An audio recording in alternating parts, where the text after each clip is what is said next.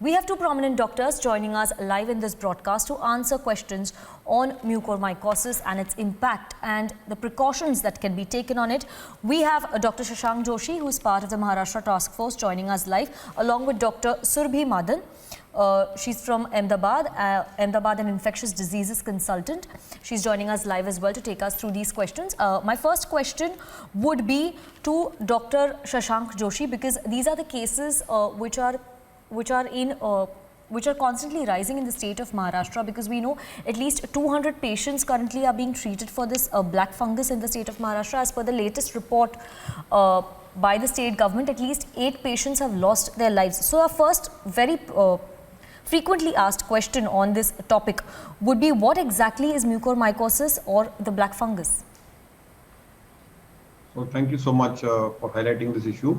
This so-called mucormycosis of black fungus is rhinocerebral, which means it comes through the nose, eyes and the brain.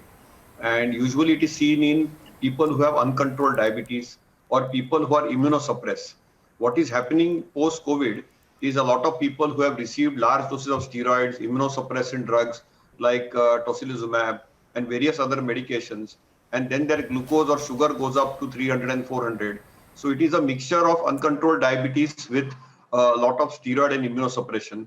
Then they get susceptible to get unusual atypical infections. And one of them is the mucormycosis. If diagnosed early, it can be picked up early. The other thing which happens is often there is a lot of moisture which is there around the oxygen generating equipment like mask, etc. And that makes the milieu more inappropriate. So we need to take some very simple measures like cleaning the mouth, throat, nose, and ensuring that we control the glucose or sugar very tightly during COVID and after COVID. See, normal COVID timetable is 14 to 21 days. But after that, for 3 months, one has to take care, particularly in moderate to severe COVID, people who had been given high doses of steroids. We need to give the right dose of steroids for a short duration. Usually we give 7 to 10 days of dexamethasone in 6 milligrams or methylprednisolone 40 milligrams twice a day for probably 7 to 10 days. And then based on the clinical condition, it is tapered off. And we also need to control our glucose, and we try to keep our glucose, at least in the hospital setups, between 140 and 180, preferably between 110 and 140. And if the glucose is controlled and if the steroid use is limited, no major immunological changes are there, we will be able to prevent this unusual fungus. What happened is that when we were at the peak last month, we saw a lot of use of steroids and a lot of uncontrolled diabetes. And once the patient goes home, he feels he's okay, and the sugars are quite high, the steroids are continued, and they don't take care of their oral, nasal, and throat hygiene. And then we get this growth of this unusual mucormycosis. It is a preventable condition if the glucose is controlled, steroid is rationally used, and of course we maintain a good nasal, oral, and throat hygiene. Unfortunately, once it starts, then it can be a very serious condition, and it can be very debilitating condition, in which sometimes the orbit may have to be removed because of the same. Also remember, most people who get mucor, they also have severe lung disease, and sometimes it becomes very difficult to even these patients to undergo surgery. So this is a short summary. Please don't panic. We just need to rationalize our use of steroids, and we need to ensure that the post-COVID diabetes needs to be very, very well controlled for at least 3 months after the commencement of COVID. Yes. So, Dr. Shashank Joshi, what you've said probably sums up all the questions that we had on black fungus, but I'm also going to bring in Dr. Surbhi Madan in this discussion. And Dr. Surbhi Madan, you're from Ahmedabad. Gujarat also is witnessing a rise in the black fungus, in the cases related to black fungus. If you could give us an overview of how Gujarat is also tackling it, and also giving us details about the symptoms of mucormycosis. Thank you for bringing up this issue. This is actually very important, because right now COVID as a pandemic we are all facing, but mucor is also, we are seeing so many cases daily that it would not be wrong to say that this is an epidemic of mucormycosis which has happened now. Now, as Dr. Shashank Joshi already rightly mentioned, that diabetes, uncontrolled sugars and use of steroids, these are the most common risk factors for this disease. However, the unfortunate part of the story is that the COVID-19 virus and disease itself, they are also posing as risk factor for this fungal disease. I mean, there have been so many patients who are not diabetic and who have not received very high doses of steroids, but still they are suffering from this infection. And this includes very young patients as well. So we are losing our young patients who have received steroids, not very high doses, and who have recovered from COVID well, and then they are losing their lives to mucormycosis. Now, most of the mucormycosis, as Dr. Joshi already mentioned, we see as a rhinocerebral form, which means affection of the paranasal sinuses, the eyes, and then spreading to the brain in those cases where it is not controlled timely. However, this fungus can affect other organs as well. For example, we have seen good number of cases in the pulmonary, in affecting the lungs, what we call as pulmonary mucormycosis. So in those patients, we have managed these patients with very extensive surgeries like lobectomies, that is removal of the lobe of the lung or even removal of one lung itself. This disease can also involve other organs like spine. So we have had cases with spinal mucormycosis. Now, the diagnosis of this disease is, a little difficult because we need biopsies to prove that this is mucormycosis. Right now, it is not a rocket science because we are seeing so many cases with mucor. So whenever a patient presents to us, post-COVID, a patient presents to us with new onset pain in the eye or watering of the eye, congestion, swelling, redness in the eyes, facial pain, and new onset pain in the jaw, upper jaw or lower jaw, severe headache, which was not there earlier and now it has started after the recovery from COVID or in the peri-COVID period.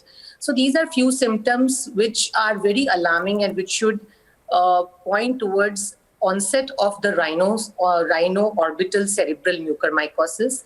If a patient who is recovering from COVID or is in the ICU, in those patients, it becomes a little difficult to pick up these signs, because these patients cannot actually tell us. So these are the patients where the disease gets delayed, the diagnosis gets delayed. So there have been so many patients who were in the ICU on ventilators recovering, and then suddenly we see that there is swelling in the eyes which is appearing or their sensorium gets altered. So these are few symptoms which are the pointers.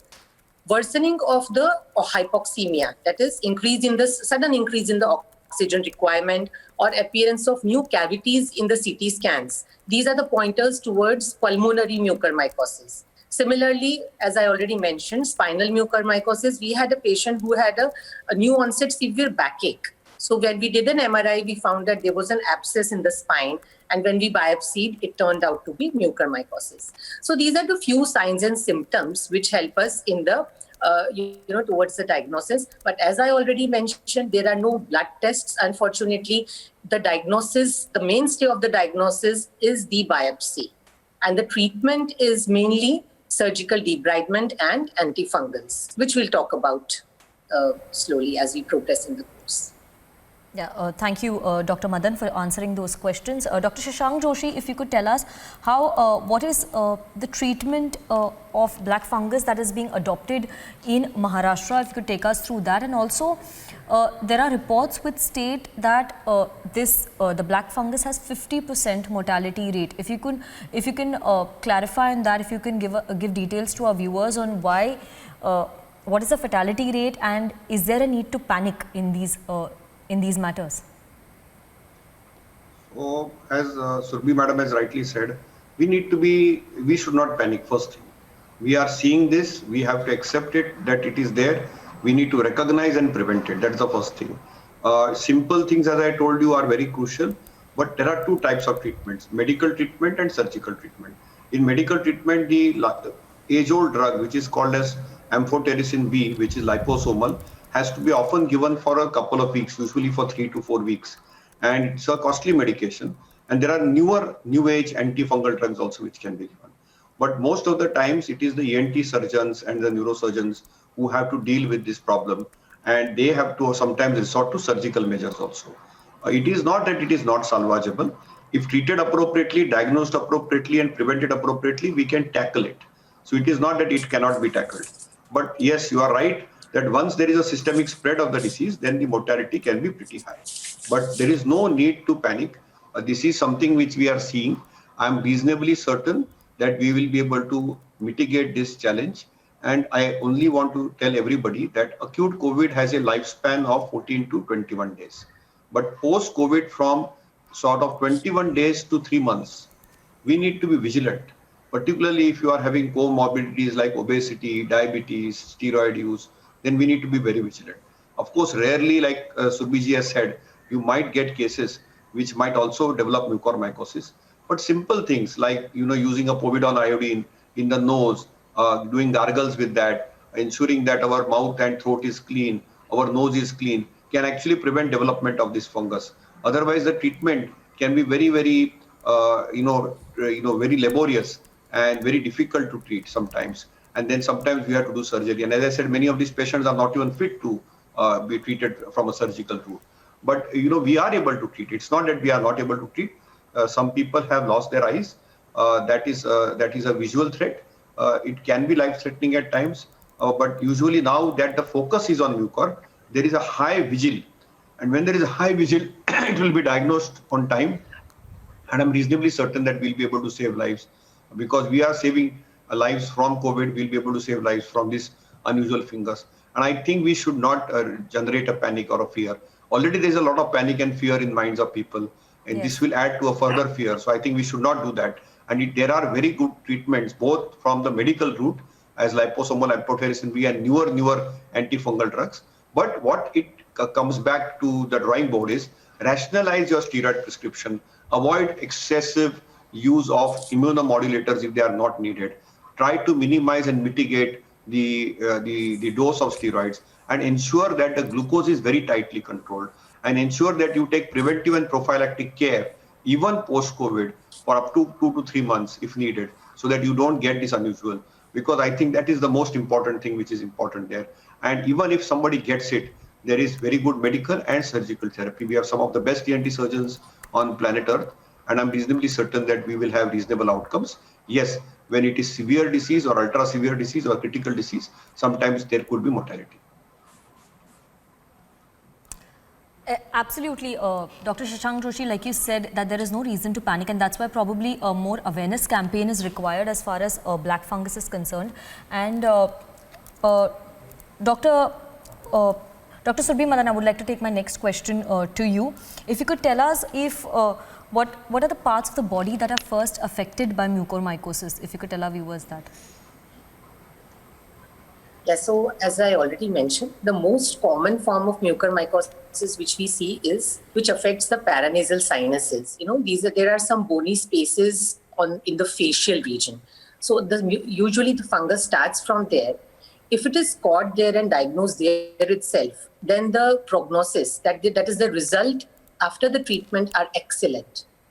Just a minor surgery, just cleaning up that part and treating with amphotericin B, which is the mainstay of treatment, that gives us excellent results.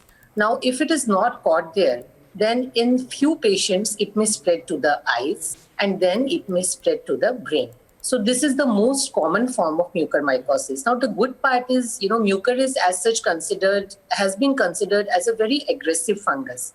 But in COVID, we are seeing a lot of patients who are behaving, very, very indolently. What I mean by that is there are few patients who definitely get aggressive forms, but many of the patients, they give us adequate time to diagnose the disease and then treat it with this, surgical debridement, cleaning, and drugs.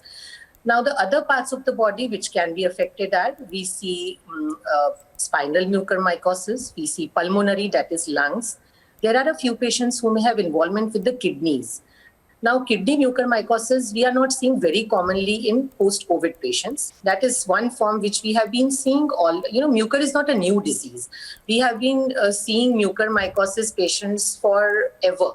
But right now, what we are seeing is something else. Now, kidney mucormycosis, we are not seeing very commonly in COVID patients. However, it is one organ which can be affected. And then there are basically, these are the main 4 organs which we usually see with, affected with mucormycosis. So, Dr. Surbhi Madan, like you were saying, I would just a follow-up question to what you were saying right now. Why is there a rise in mucormycosis in the second wave? Did we see similar kind of trend in the first wave as well? If yes, what was the percentage of cases then, and are we witnessing a rise in cases right now?